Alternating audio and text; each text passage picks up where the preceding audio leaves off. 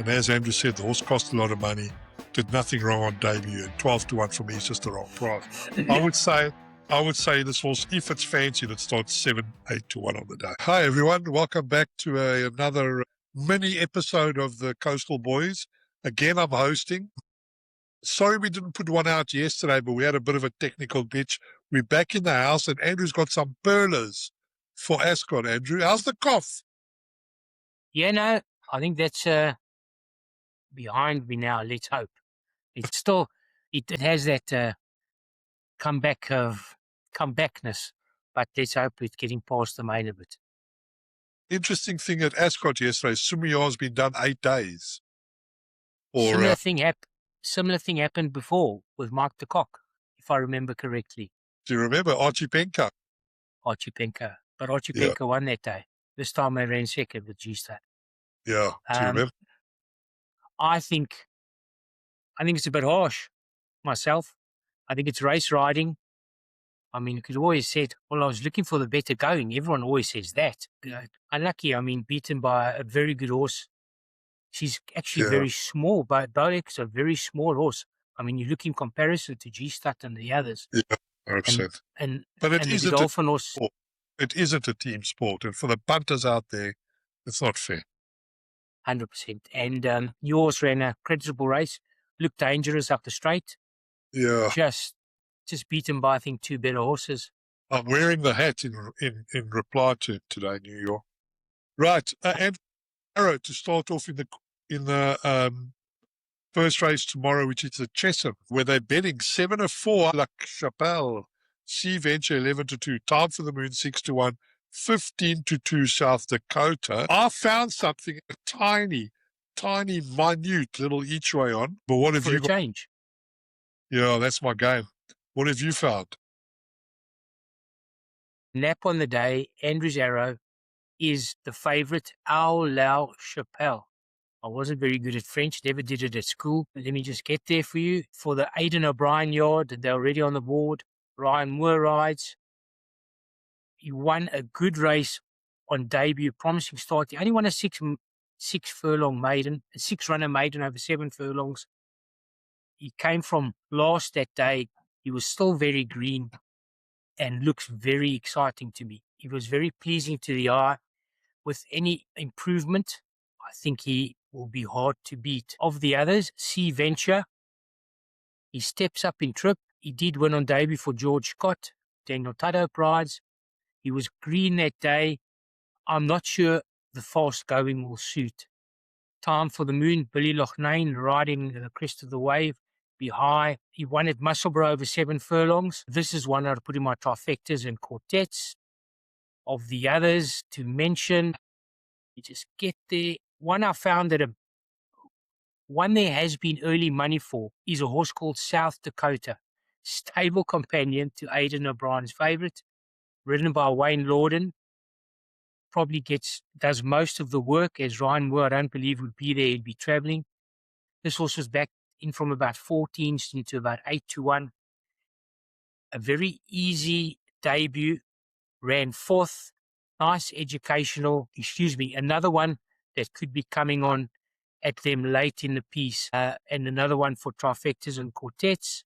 And the last interesting runner for me is number 4 from the Joseph Patrick O'Brien yard, McMonigal rides, Dylan McMonigal, first timer, expensive, breeding from America. All his brothers and sisters have won races before over the 7 furlongs and further. Just one for the notebook. If there's any money, that's for the trifectas and back ends of quartets. But I think they'll all be chasing La Chapelle in the first to get us off to a good start. Yeah, Andrew, I couldn't see it further from that. This horse, Revells of Cole Burks, is a big runner at 12-1. And Richard Hammond's Aparole will also be there or thereabouts. Don't leave those horses out. I do always respect Andrew's arrows. I promise you, Andrew hits arrows accurately very often. But these are 2-year-olds and they improve at a rate of knots, some of them quicker than others. Do not leave Revells out, Parole. Right. Yeah, going back, Revells cost $350,000 as a yearling. He did win a seven-runner maiden at Redcar, Good to Fur. He won quite easily that day. I'm not sure what he beat, and if there's any improvement, he will. I forgot. I was remiss of me not to mention Carl Burke because he's generally decent with his juveniles, and Yeah, even Richard Hannon. I mean, quite. He's been a bit quiet. I mean, I think he lost a lot of horses, probably rebuilding, but generally finds a winner quite often, and often at Ascot with a bigger priced horse. yeah. Listen, just for the South African viewers out there, Royal Ascot's obviously a big meeting, but this horse Revells will be travelling down from North Yorkshire, where Carl's based. So to come down, you need to have the right horse, and you need to think you've got a chance. And as Andrew said, the horse cost a lot of money, did nothing wrong on debut, and 12-1 for me is just the wrong price.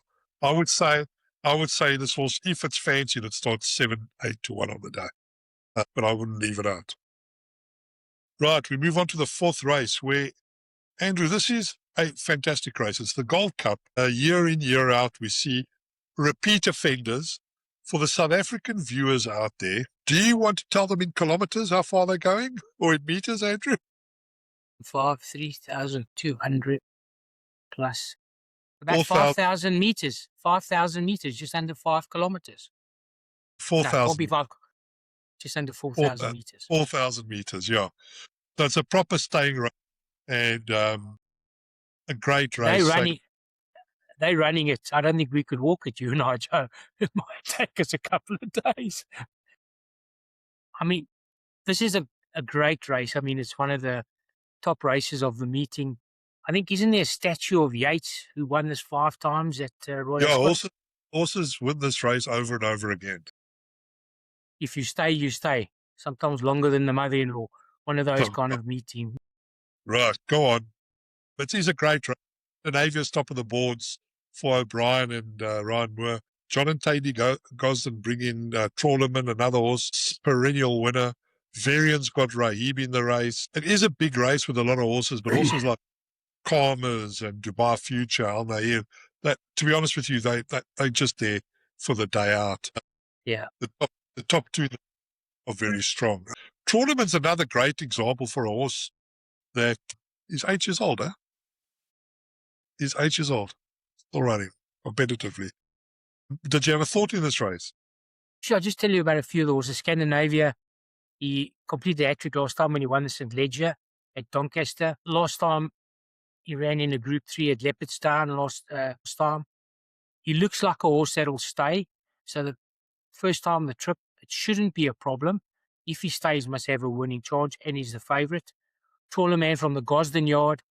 He was the new kid on the block when Kyprios retired. He won this race last year, then he won it the Lonsdale at York, and he looks for me the horse in the race. William Buick on board. The only thing is coming off a 243-day rest. In today's training practices, I mean, for these good traders, that means nothing. They have all the equipment at their stables, be it walkers, be it swimming pools, be it whatever. I see there has been a bit of money for Rahib, number 9 from the Varian yard. What has Rahib done? Progressive, he won the Yorkshire Cup. That was over 1 mile and 3/4. He's stepping up in trip. If he stays, will be a runner. And the other one that I thought would in a squeak for my trifectas and quartets would be number 2, Al Riffa, for the Joseph Patrick O'Brien yard. It's come along nicely, a 6 1/3. Has done nothing wrong. When they say he's a very smart 6-year-old, when he won the Group 1 St. Leger, he ran in a Group 1 at Longchamp last time in poor going. It was run it was very, very, how can I say, it was a falsely run race. He was held up. He didn't get going. He has the stamina, and I think one that will be running on that then. But for me, the first choice would be Trawlerman from the Gosden yard with William Buick. And but we just mentioned in this race because it's probably the best race on the day. Yeah, it's a great race to watch. It's a great spectacle. But it does take us on to the 6th race, where you, again, if you think you found a little nugget here for the viewers, and when you tell me you found a nugget, I started looking at the race and I found a nugget, but you are the nugget king. With you first. Yeah, This is over 1 mile 2, which is 2,000 meters for those who like to talk in meters. Do you want to read out the betting first, Joe? Or shall I do that? Endorsement 94, Italy, 6.5 to 1, 7 to 1, Morsley, 7 to 1, Octagon, 8 to 1, generic, 9 to 1, Maho Bay, 10 to 1, and better the rest. Got a little each way If you select the horse I've selected, I'm not doing another podcast with Number 7, Maho Bay. Guess what? Charlie Appleby, William Buick. I'll start from the beginning. The only negative for me is that he's only had 1 win now from 74 starts at Royal Ascot. Charlie Appleby. It's a frightening statistic. I did say it would turn on first day with notable speech. He moved up like he was traveling well, found nothing. He don't like Royal Ascot, and he won't be getting a cent of my money ever again at Royal Ascot. But I will get my money back when he runs at different tracks. And let's talk about Endorsement, the favourite. He led when winning last start. I think he probably lead most of the way. It was over further when he won. He's now dropping in trip and will probably try and set the race up for himself. I know they do have a few other runners in the race, so they might send 1 or 2 of the others to the front and try and let him sit second or third and try to make it a race for him. But for me, I just thought a bit short in the market. I was a bit worried about the going. Then we move on to Morshti. 2 from 3 wins. He then ran a 5th at York. Another one that can improve for the William Magus yard. They've been a bit quiet of late. The horses have been there and thereabouts. Have a couple fancy today. What I have noticed with the Haggis horses, they seem to be overbet and they seem to be start quite short in the morning and get a bit bigger in the afternoon.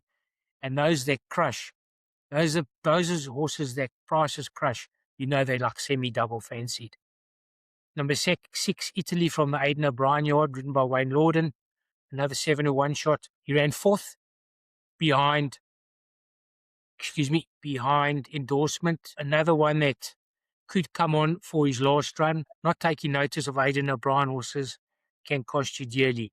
Oxygen from the Gosden yard has had plenty runs for me, and I'm going to give him a skip. He did run in weaker races. He's well raced, not for me. Maho Bay, 3 starts, 2 wins and a 4th. He won on debut at Kempton. If you go back and watch that race, it was scintillating. He then won another race, and then he ran 4th at Lingfield on the wrong surface. He's back on the turf, and I think this is his right distance, and I'm expecting a massive run at about 10 to 1 each way. I know the stable is a bit quiet at the moment, but that can turn in a blink of an eye. I know you're probably going to mention generic from the Andrew Balding rod. Done nothing wrong, a win in 2 plays, 2 seconds. I wasn't quite sure about generic, but for me, I think the value, I wasn't sold. I think Endorsement deserves to be favourite. Will lead, dropping trip, not quite sure. Morsley can improve. I wasn't sold on Italy and Oxygen, so I've come to number up. Bay done nothing wrong.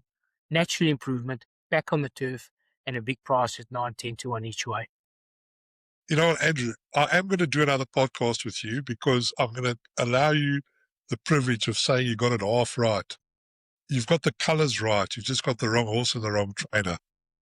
I'm asking anybody out there to go and watch Mountain Cat's debut run and then his second start. And the fact that Said bin Sarur throws him in this race, for me, smashed in already. He was as big as 25 to 1. He's into 14 to 1 and he'll start shorter. Do not leave Mountain Cat to race without a red way. Maybe even take the 2 Godolphin horses in your bets, because Mountain Cat, for them to run this horse out at such a steep rising class for his 3rd start, they had to take this horse to Wolverhampton to get it to win a race just in time for this thing. It ran in a 3-horse field at Wolverhampton, if I'm not mistaken. And in a 3-horse field at Wolverhampton, and it won at 14 to 1 on, right? They couldn't run this horse in the race having only run once. They wanted to get another run into it. And as you know, Andrew, you and I have been around for a long time here in the UK. Said has a good strike rate at Royal Ascot. Yeah, he's the majority of winners for Godolphin. He's the old man of the team. He's the old man of the team. Fantastic trainer. So Mountain Cat for me is the one to keep an eye on. Just an update. We'll be doing Royal Ascot again tomorrow, as well as Fairview. And then we'll be previewing Ascot for Saturday, as well as Kenilworth on Sunday. Stay tuned, subscribe. Thanks for watching. And Andrew? Stay safe and be lucky.